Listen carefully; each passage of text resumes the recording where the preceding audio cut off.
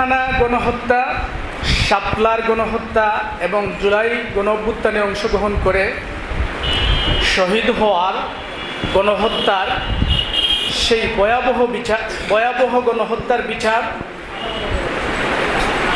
ফ্যাসিবাদ আওয়ামী লীগ নিষিদ্ধকরণ, দুর্নীতিমুক্ত সামাজিক এবং রাজনৈতিক কাঠামো নির্মাণ, ধর্মবিদ্বেষ ইসলাম ফোবিয়া মুক্ত সাম্প্রদায়িক সম্প্রীতির বাংলাদেশ বিনির্মাণের জন্যই আমরা জুলাই গণঅভ্যুত্থানে অংশগ্রহণ করেছিলাম। আমি আজকের এই অডিয়েন্স থেকে ইন্টারিম গভর্নরের কাছে দাবি জানাবো এবং আহ্বান করব, আমাদের শহীদদের সাথে যেন বেঈমানি করা না হয়, গণহত্যার বিচার যেন সঠিকভাবে হয়।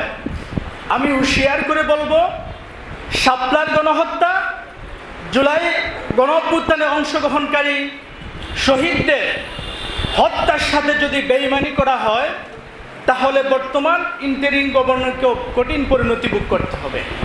সময় দীর্ঘায়িত করব না। কোরআনময় জীবন সম্পর্কে সুস্পষ্ট এবং বিস্তারিত আলোচনা করবেন উলামায়ে কেরামগণ। আমি আমার সংক্ষিপ্ত বক্তব্য এখানে শেষ করছি। নাসরুম মিনাল্লাহি ওয়া ফাতহুন করিম ওয়া বাশশিরিল মুমিনিন। আসসালামু আলাইকুম ওয়া রাহমাতুল্লাহি ওয়া বারাকাতুহু।